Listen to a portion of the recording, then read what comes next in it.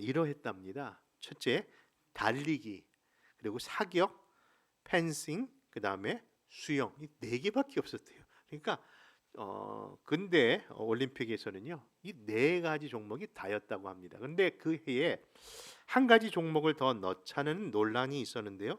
그 종목은 다른 것이 아니라 장애물 건너뛰기, 그거를 해야 한다라고 했고, 결국 의견이 분분했지만은 결국 채택이 되어서 그때부터 또 장애물 건너뛰기가 올림픽 종목에 들어갔다고 합니다.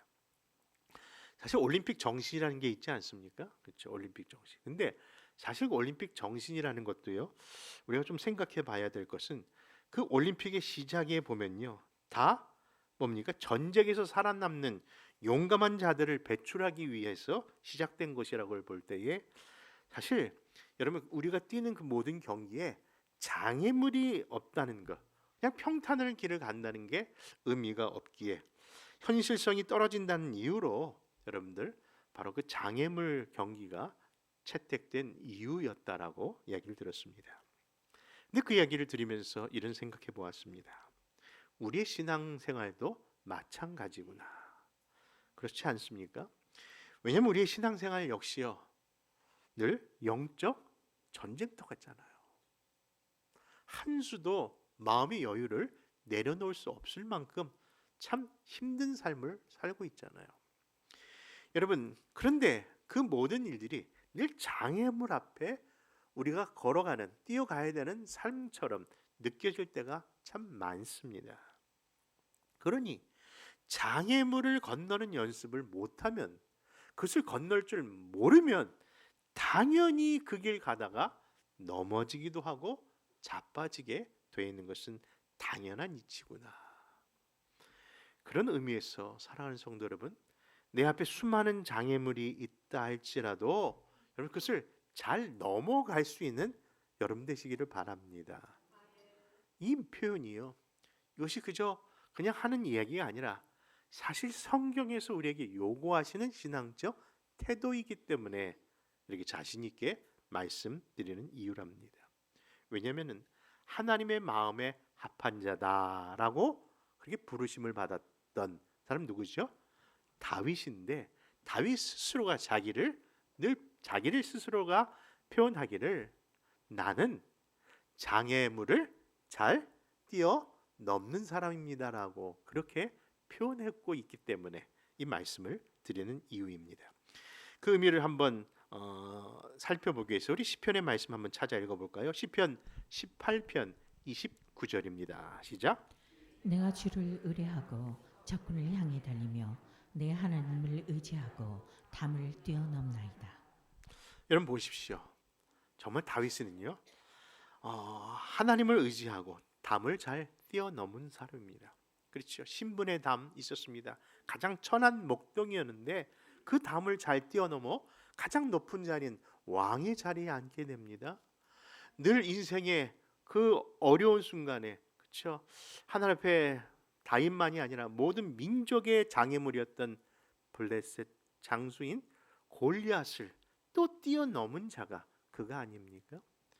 심지어는 인간관계에서 가장 가까운 가족끼리의 관계 속에서도 어려움을 당했고, 또 자신의 범죄로 인하여 정말 가장 낮은 자리로 내려갈 뻔했던 그였지만은 그걸 정말 잘 뛰어넘어 결국 하나님의 마음에 합한 자를 이야기를 들을 정도로 그는 정말 담을 잘 뛰어넘는 자였던 겁니다. 그러므로 사랑하는 성도 여러분, 지금 우리 앞에도 그런 장애물이 있습니까? 그런 장애가 앞에 있습니까? 우리도 그 앞에서 두려워하지 마십시다. 왜냐하면은 이 장애물이 얼마든지 다윗의 고백처럼요, 주께서 나와 함께 계시면 내가 어떠한 담도 못 뛰어넘을 것이 없다는 그 고백이 다윗만의 고백이 아니라 우리도 해야 될 고백이며 할 수 있는 고백인 줄 믿는 겁니다. 그런 의미에서요, 오늘 본문의 느헤미야도 역시 그 앞에 많은 장애를 받게 되는데, 그는 어떻게 그 장애를 극복했는지 오늘 말씀의 제목, 힘은 모으고 일은 나누며 무너진 것을 세우자라는 제목으로 그 은혜를 나누겠습니다. 첫째, 여러분, 우리 앞에 있는 장애, 우리 앞에 있는 어려움, 하나님의 선하신 손을 붙잡고 나아가시기를 바랍니다. 우리 한번 느헤미야서 2장 18절의 말씀 한번 같이 찾아 읽습니다. 2장 18절입니다. 시작. 또 그들에게 하나님의 선한 손이 나를 도우신 일과 왕이 내게 이른 말씀을 전하였더니 그들의 말이 일어나 건축하자 하고 모두 힘을 내어 이 선한 일을 하려 하매. 여러분, 우리 지난주에 말씀 나눴죠. 페르시아 왕궁의 술 맡은 관원이었던 느헤미야가 고국에서 전해오진 소식을 듣고 마음이 쓸어내릴 듯 슬퍼하며 금식하기를 시작합니다. 그 이유는 뭐였습니까? 예루살렘 성벽이 무너졌고 성문이 다 불탔다는 이야기를 들었기 때문입니다. 그래서 그는 간절히 기도합니다. 무려 4개월간의 기도라고도 이야기합니다.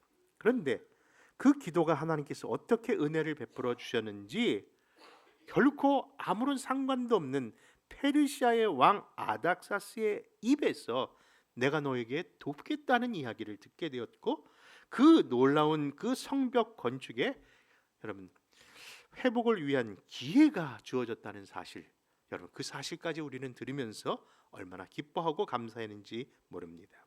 근데 여러분, 그런 놀라운 하나님의 역사가 시작되었다고 해서 그 후에는 모든 것이 다 순조롭게 진행됐을까요? 결코 아니더라고요. 이미 서두에 말씀드린 것처럼요, 그 느헤미야 앞에는요 정말 여러 가지 장애물들이 계속 나타나 그를 정말 힘들게 합니다. 어떤 장애물들이냐고요? 엄밀히 본다면 첫째는 방해하는 사람들이었고요, 또 하나는요 그 방해하는 그 사람들의 말이 그의 마음을 상하게 합니다. 그 표현이 느헤미야서 2장 19절인데 한번 같이 또 한번 읽겠습니다. 시작. 호론 사람 산발락과 종이었던 암몬 사람 도비야와 아라비아 사람 게셈이 이 말을 듣고 우리를 업신여기고 우리를 비웃어 이르되 너희가 하는 일이 무엇이냐, 너희가 왕을 배반하고자 하느냐 하기로. 여러분, 그런 사람 장애물이 이처럼 느헤미야를 괴롭힙니다. 그런데 그들이 하는 말 속에서 더 힘든 표현을 받게 됩니다. 왜냐하면 말도 안 되는 모함을 하고 있고요, 또 비웃음으로 그들에게 이야기하고 있기 때문입니다. 여러분, 그런데 여러분들은 그런 일을 혹시 경험해 보셨다면 그런 장애 잘 넘어가시는 분입니까? 아니면 속상해서 모든 것을 다 내려놓고 다 포기할 것처럼 주저앉으시는 분이십니까?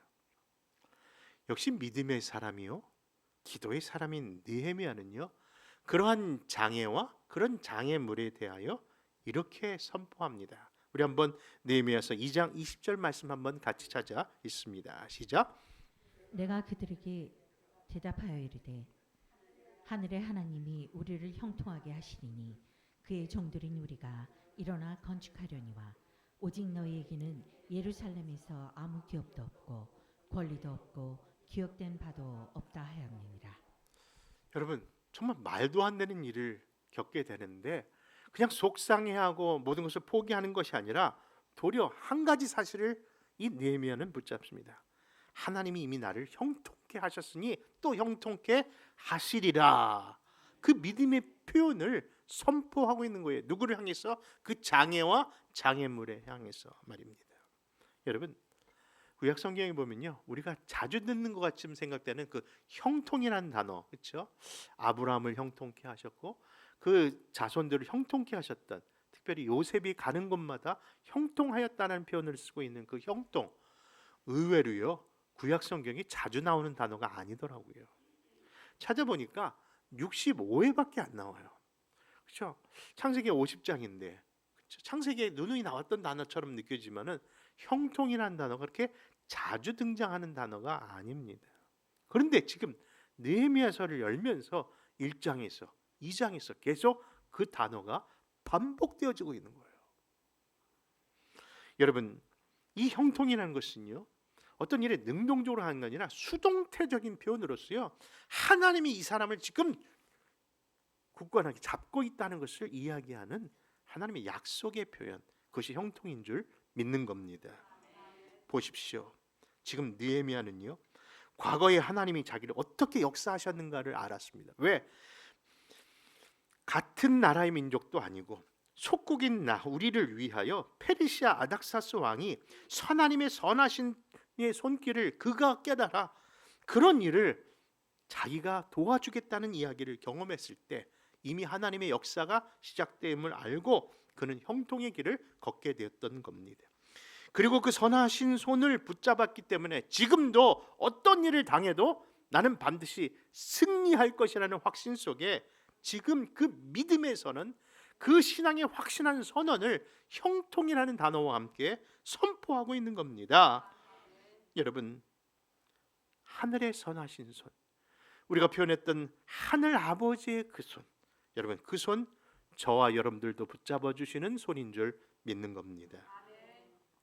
여러분, 그래서 이 느헤미야는요, 담대하게 파수꾼들을, 방해꾼들을 향하여 그렇게 선포할 수 있었던 것이죠.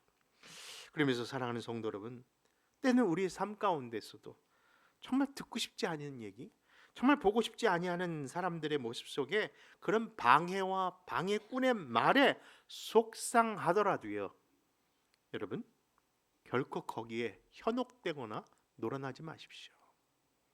도리어 그때 우리가 해야 할 일은 형통케 하신 하나님이 나에게 어떤 하나님인가를 믿음으로 드러내십시오. 이때가 자기가 정말 하나님의 사람인가가 증명되는 순간 아닐까요? 그래서 저는요, 그런 순간이 올 때마다 떠오르는 성경 구절 하나가 있답니다. 뭔지 아십니까? 그래서 히브리서 13장 6절입니다. 히브리 13장 6절인데요, 여러분들 이해를 돕기 위해서 현대인의 성경으로 찾아보았습니다. 같이 한번 읽어볼까요? 시작. 그러므로 우리는 주께서 나를 도우시니 내가 두려워하지 않을 것이다. 사람에 불과한 자가 나를 어떻게 하겠는가라고 자신 있게 말할 수 있습니다. 여러분 보십시오. 주께서 나를 도우시니 세상에 두려울 게 뭐가 있겠습니까? 사람이 두렵겠습니까? 세상이 두렵겠습니까? 두려울 것이 없다는 겁니다. 그런데 그런 사람이 계속 괴롭힐 때에 뭐라고 표현하라고요? 아니, 사람에 불과한 자가 나를 도대체 어떻게 하겠다는 거냐? 여러분 그렇게 선포하면서 자신 있게 내가 나에게 말을 하라는 겁니다. 여러분 아멘인 줄 믿습니다.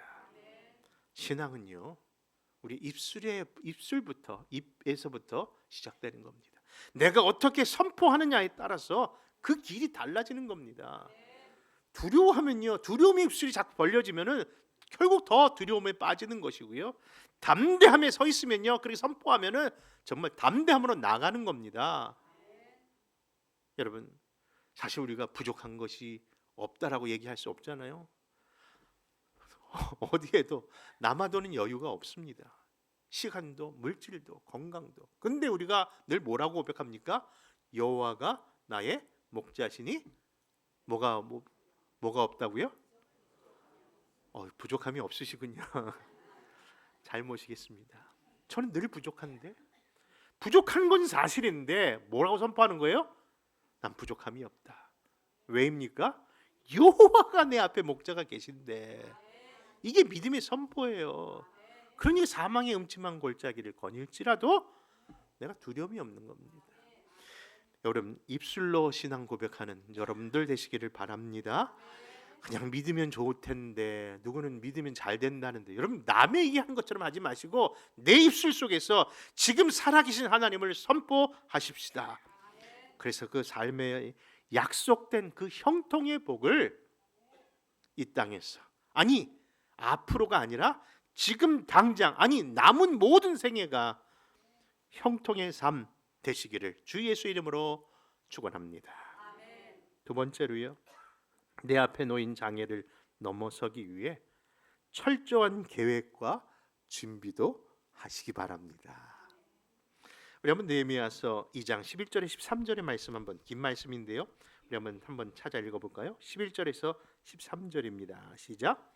내가 예루살렘에 이르러 머문 지 사흘 만에 내 하나님께서 예루살렘을 위해 무엇을 할 것인지 내 마음에 주신 것을 내가 아무에게도 말하지 아니하고 밤에 일어나 몇몇 사람과 함께 나갈새 내가 탄 짐승 외에는 다른 짐승이 없더라. 그 밤에 골짜기 문으로 나가서 용정으로 분문에 이르는 동안에 보니 예루살렘 성벽이 다 무너졌고 성문은 불탔더라. 여러분 이 느헤미야는요 오직 기도만 한 사람이 아니더라고요. 그는 기도도 정말 열심히 우리가 지난주에 배웠던 표현 선 기도 후 행동 그렇죠. 그는 항상 먼저 기도하며 항상 하나님께 물었고 하나님의 뜻을 따라갔던 사람입니다. 그런데 기도만 잘한 것이 아니라 모두 열심히 합니까? 준비와 계획도 아주 철저하게 하던 사람이라는 거예요. 여러분 사실 그냥 우리가 읽은 본문입니다만은 지금 그 상황이 바뀌었잖아요. 여러분 페르시아 그 수산궁에 있던 자가 지금 예루살렘에 도착한 겁니다. 그런데 그 거리를 학자들이 연구한 바에 보면요, 약 4개월간의 그 여정 끝에 도착한 일이었다고 합니다. 그런데 그 여독을 3일 만에 풀고 3일 밤 그가 예루살렘을 드디어 저녁에 홀로 나와 그것을 살펴봅니다. 여러분 그 모든 태도가 얼마나 준비되고 계획적으로 이 일을 어떻게 진행할 것인가. 예루살렘 총독으로 임했지만은 잘못하면 오해받을 수도 있고 잘못하면 더 어려움이 생길 수 있게 아주 철저하게 비밀스럽게 몇몇 사람만 데리고 그 일을 행하고 있는 겁니다. 그런데 그 예루살렘을 성을 돌아보는 것도요 의미 있게 돌더라고요. 어떻게 되냐면요 양문으로부터 시작해서 다시 양문으로 돌아오는 시계 반대 방향으로 하나하나씩 도는 거예요. 그래서 지금 성벽이 어떻게 되어 있는가, 성문은 제대로 되어 있는가, 그걸 다 살펴보려 순찰을 하고 있는 겁니다. 아무리 이렇게 얘기해도요, 여러분들이 도대체 뭔 소리야 그런 것 같아서 그림을 한번 준비해봤습니다. 잘 안 보이는데 확대해 주시면 더 좋겠고요. 한글로 된 거를 확대해 주시면 좋겠습니다. 그림 속을 한번 보면은 재미난 것이 있습니다. 그 예루살렘 성 그 전체가 몇 개의 문으로 되어 있냐면은 그렇죠? 10개의 문이 되어 있는데 그 문들이 참 재밌습니다. 윗에 보면요 양문으로 시작해서 왼쪽으로 시계 반대 방향은 어문 나오죠. 예? 옥문 나오죠. 옛문 나오잖아요. 또 이렇게 여러 문들이 나오잖아요. 근데 여러분 그 문의 이름이 참 재밌지 않습니까? 무슨 문이라고요? 양문. 양문이면 무슨 문이겠습니까? 양들이 들어오는 문이에요. 그래서 양문을 가로질러 보면 뭐가 나와요? 성전과 제단이 나오잖아요. 그러니까 양문으로 제사의 제물이 들어오는 거예요. 그리고 어문이 옆에 있어요. 어문은 또 뭐야? 물고기 어자를 써서 진짜 어문이에요. 물고기가 들어오는 곳이에요. 여러분 또 오늘 보니까 샘문 또는 수문이 있어요. 말 그대로 정원에 물 주는 물이 공급되는 그런 문인 거고요. 또 마지막에 보니까 뭐가 있냐면요. 분문이 있더라고요. 분문. 분문이 뭔가 했더니 분문은 뭔가 하니? 그러면은 응아문. 그러니까 그 성 안에 있는 그런 것들을 내보내는 문이더라고요. 여러분 골짜기 문, 분문 이것이 바로 악월골 그 흰놈의 골짜기죠. 사람이 시신을 버리는 그쪽이라고 이렇게 알고 있습니다. 그런데 이런 문들을 이렇게 보는데 이 문이 10개가 있는데 그 문이 어떻게 됐다고요? 다 문 구실을 못하고 있어요. 왜? 다 무너졌고 그것이 다 불살라져 버렸고 없어졌기 때문에. 여러분 그런 의미에서 여러분 생각해 보십시오. 왜 느헤미야가 이처럼 성벽과 성문이 무너졌다는 소식에 가슴을 아파하며 스스로 굳이 올 필요가 없는 이 먼 길을 자초해서 여기까지 왔고 그가 와서 이 성문을 그렇게 재건하려고 애를 쓰는 이유가 뭘까 하는 의문 드시지 않으십니까? 그 의문에 대하여 성경은 이렇게 얘기합니다. 느헤미야서 2장 17절입니다. 후에 시작. 후에 그들에게 이르기를 우리가 당한 공경은 너희도 보고 있는 바라. 예루살렘이 황폐하고 성문이 불탔으니 자 예루살렘 성을 건축하여 다시 수치를 당하지 말자 하고. 여러분, 지금 느헤미야가 그 성벽과 성문을 제거하는 것이 정말 중요하다고, 이것을 안 하면 수치스러움이라고 표현합니다. 여러분, 사실 이게 수치되는 일일까요? 사실 그 성 안에 정말 중요한 게 있지 않습니까? 성전이 있으면 되는 거 아닐까요?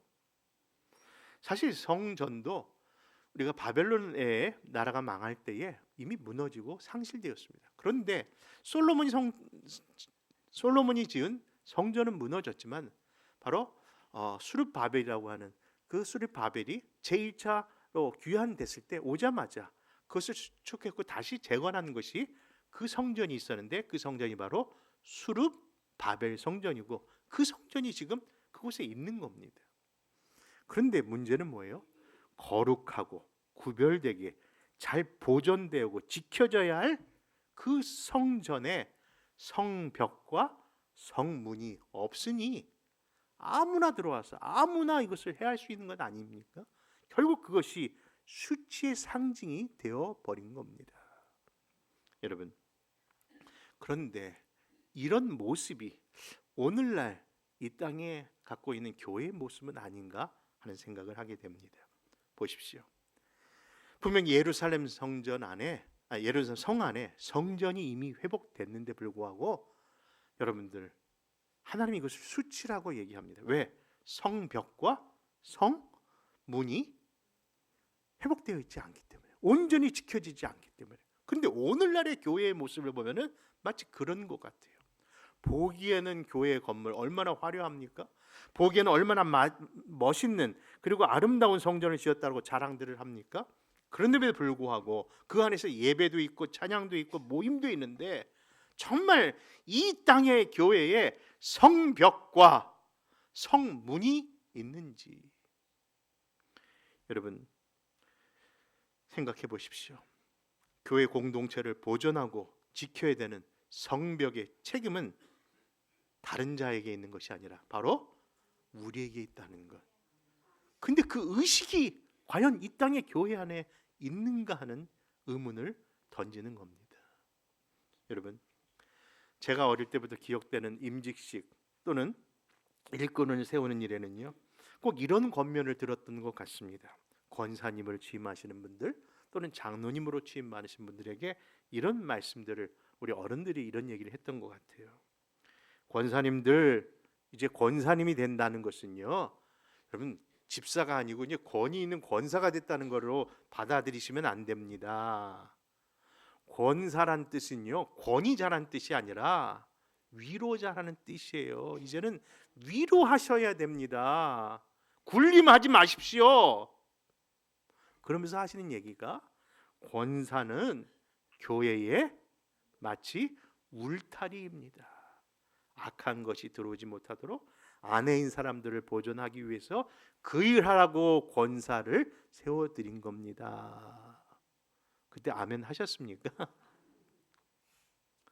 그러므로 권사님들은 잘 들으십시오 하시면서 출석하는 그 교회를 위해서 또 주의 종들을 위해서 기도하시는 것이 권사이고, 헌신하고 충성하는 것이 바른 권사의 직분자의 태도입니다. 그리고 장로님들에게 이렇게 얘기하셨던 것 기억합니다. 권사님은 교회의 울타리라면은 장로는 교회의, 잘 아시네요, 장로는 교회의 기둥입니다. 어떤 일이 교회 안에 있어도 장로들은 버팀목이 되어서 그것을 버텨내시는 것이 장로가 할 일입니다. 그런데 조금만 힘들고 어려운 일이 오면은 그 기둥이, 그 버팀목이 자꾸 움직이거나 흔들리면 어찌 교회가 온전할 수 있겠습니까? 임직받은 자들이요, 교회 기둥처럼, 교회 울타리처럼 사명 잘 감당하십시오. 여러분, 이 시간 내가 이미 그 받은 직분이 있다면 다시금 우리 내심 하나님 앞에 재헌신하는 마음으로 아멘 해주시기를 바랍니다. 여러분, 그런데 오늘날의 이 땅의 교회의 현주소가 어떠합니까? 그런 울타리 같은 분이 정말 보이십니까? 그런 기둥과 같은 분들을 보셨습니까? 여러분, 우리 교회를 얘기하자는 것이 아니라 이 땅의 교회가 그런 현실입니다. 그래서 예루살렘 성전을 바라보시면서 예수님이 우셨던 또 하나의 이유가 바로 이 땅에 교회 건물은 있는데, 교회라고 하는 이름은 있는데 교회를 지켜내야 할 성벽과 성문이 제대로 달려있지 않은 것에 대하여 우리로 하여금 다시금 돌아보라고 하시는 교훈의 말씀인 줄 믿는 겁니다. 그러므로 사랑하는 성도 여러분, 이 땅의 유일한 소망이 교회라면요, 그걸 지켜내야 되지 않겠습니까? 여러분, 내가 권사가 아니고 장로가 아닐지라도 우리가 이 교회에 한몸된 지체라면요, 그런 의식을 가지고 내가 때로는 성벽처럼 성문처럼 지켜내 주시기를 부탁드립니다. 마지막으로 무너진 성벽과 성문은 어떻게 지켜야 할까요? 그 말씀을 오늘 본문으로 삼은 느헤미야 3장 1절과 3절이 말씀합니다. 같이 한번 천천히 읽겠습니다. 시작. 그때 대제사장 엘리야십이 그의 형제 제사장들과 함께 일어나 양문을 건축하여 성별하고 문짝을 달고 또 성벽을 건축하여 함메아 망대에서부터 하나넬 망대까지 성별하였고, 그 다음은 여리고 사람들이 건축하였고, 또 그 다음은 이므리의 아들 삭굴이 건축하였으며, 어문은 하스나의 자손들이 건축하여 그 들보를 얹고 문짝을 달고 자물쇠와 빗장을 갖추었고. 여러분, 성벽을 쌓는 것, 성문을 다시 수축한다는 것, 결국 쉬운 일이 아닌 것은요, 중국이 그렇게 큰 넓은 땅을 가졌지만요, 그 나라를 보존하기 위해서 그들이 뭘 쌓았죠? 만리장성, 만리라는 그 길에 성벽을 쌓은 이유가 뭐겠습니까? 뭐 인공위성에서도 유일하게 인간이 만든 건물 중에 보이는 것이 만리장성이라면서요. 비록 만리장성 같이 만리의 장성은 쌓을 수 않았지만 이 예루살렘 성벽을 재건하는 것도 쉬운 일이 아니었을 겁니다. 여러분, 그래서 이 성벽을 쌓는 일에 그 단어를 보면요, 중수화했다는 단어도 나오고 또 건축했다는 단어, 그래서 보수적인 의미에서 표현되고 있습니다만은 사실 중수라는 단어보다 건축했다고 하는 단어가 더 많이 나옵니다. 그 이유는 뭐예요? 중수는 보수만 하면 되는데 건축은 뭐예요? 다시 지어야 한다는 거예요. 근데 그 모든 성벽을 다시 지어야 될 형편처럼 다 훼손된 겁니다.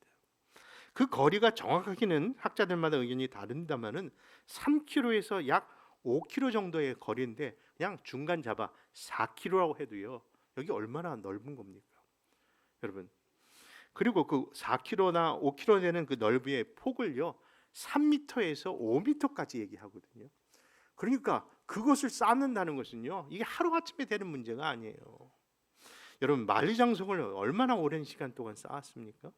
그런데 120년간 방치되었던, 비록 성전은 젖었지만은 회복되었지만은 그 건축되지 못한 성벽이 120년 동안 방치되었던 성벽을 얼마 만에 이 느헤미야의 인솔하에 지어졌는지 혹시 아시는 분은 다 같이 성경을 많이 보시는군요. 여러분, 저는 한 5년 뭐 한 몇십 년 될 줄 알았더니 불과 52일 만에 지는 거예요. 여러분, 이게 가능한 일입니까? 한번 확인해 보겠습니다. 느헤미야 6장 15절 말씀 그리고 16절 말씀으로 봅니다. 시작.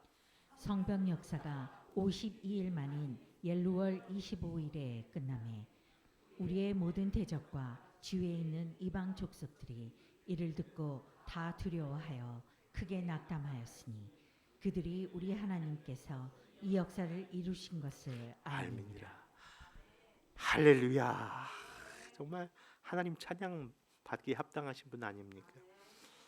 여러분, 아니 어떻게 52일 만에 이룰 수 있냐는 거죠. 중수도 아니고 보수가 아니라 다시 졌는데 여러분, 이것이 가능하게 된 이유는요, 성경이 말씀한 것처럼 하나님의 은혜, 하나님의 역사입니다. 근데 하나님의 은혜, 하나님의 역사를 누구를 통해서? 바로 헌신된 자들을 통해서 일을 하시더라는 거예요. 느헤미야의 헌신, 그리고 느헤미야를 뜻을 따라 온 백성이 한 마음 한 뜻이 되어 그 일을 이룬 겁니다. 여러분, 남녀노소, 빈부 격차, 그것을 설명하듯이요, 3장 내내 어떤 사람을 표현하면서 때로는 귀족들, 때로는 연여자, 이런 다양한 사람들이 한 마음 한 뜻이 되어 그걸 졌는데, 그 사람들이 어떻게 졌는 거 아니에요? 자기 집 앞에 거는 자기가 감당한 거예요. 그러니까 하나님의 주신 그 은혜를 깨닫고 해야겠다는 확실한 목적이 이루니까, 아니 수년이 걸릴 수 있는 일을 바로 수일 내에 그 일을 행하신 겁니다. 여러분, 이것이 바로 연합의 위력이 아닐까요? 저는 매주 우리 성도들이 그 기적을 경험하고 있습니다. 여러분, 무려 150명이 되는 이 숫자의 식사를요, 불과 그 몇 시간 만에 만들어내는 걸 보면요, 얼마나 이게 위대한 일인가.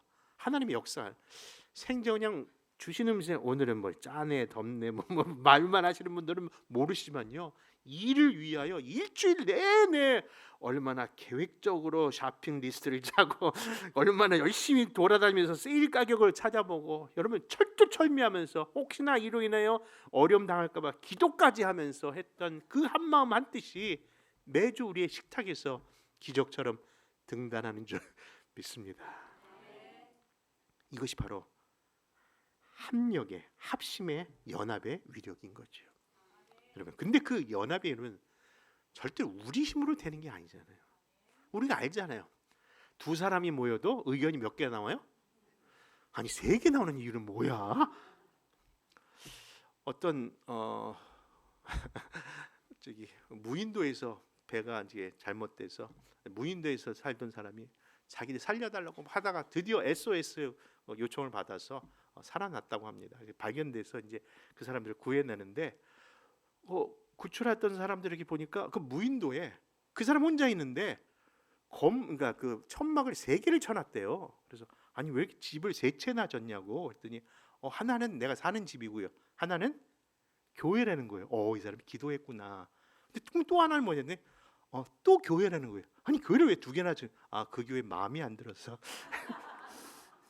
옮겼다고. 여러분, 이게 우리 아닙니까? 우리가 아무리 신앙으로 모여도요, 마음에 들 수가 없어요. 어떻게 의견이 다르게 다른지 모르겠습니다. 그런데 누가 이 일을 가능케 합니까? 여러분, 성령이요 감동을 주시면은 감동케 하셔서 하나 되게 하셨다니까요. 그래서 우리가 하나됨을 지키라는 게 말씀하셨던 것은 하나 되라가 아니라 하나 되게 하신 것을 지키라고 말씀하셨다는 거예요. 왜냐하면 한 성령, 한 하나님, 한 성부, 성자, 성령이 한 하나님이심을 통해서 우리에게 주신 능력인 줄 믿는 겁니다. 그러므로 그분을 의지하면요, 우리도 하나 될 수 있고요, 그분을 의지하면 우리 교회도 50일 만에, 2일 만에 분명히 하나님 기뻐하는 일을 해낼 줄 믿는 겁니다. 이제 남은 교회 설립 기념일 25주년을 맞이하면서 그런 태도로 우리 성도들이 마음을 잡아주셨으면 좋겠습니다. 우리 교회가 뭐 어디에 있다, 그게 중요한 게 아니라 진짜 얼마 모이냐, 얼마 뭐 헌금이 모이냐, 그런 잡다한 일에 마음 뺏기지 마시고요, 진짜 우리 교회 안에 성벽이 있는지, 성문이 제대로 닫혀져 있는지, 조금만 어려우면 쉽게 떠나가고 들어오는 이 시대의 교회가 성문 없음을 드러내는 증거 아닙니까? 그러므로 사랑하는 성도 여러분, 우리 앞에 가로막는 장애 앞에 우리가 먼저 해야 할 것은 기도이고요, 그 도우심을 구하면 분명히 하나님께서 형통의 길을 보여주실 것이고, 그 장애를 뛰어넘을 수 있는 믿음의 열정을 주실 것이고, 그 장애 앞에 믿음의 선포를 해야 할 것이고, 그 뜻을 같이 한 사람들이 함께 모아 그 일을 서로 나누며 무너진 성벽을 건축한다면 이 시대 교회 가정, 내 삶의 터전이든 분명히 회복시켜 주실 줄 믿습니다. 바로 예수의 이름으로 그 일을 감당하는 우리 모두가 되시기를 주 예수 이름으로 축원합니다.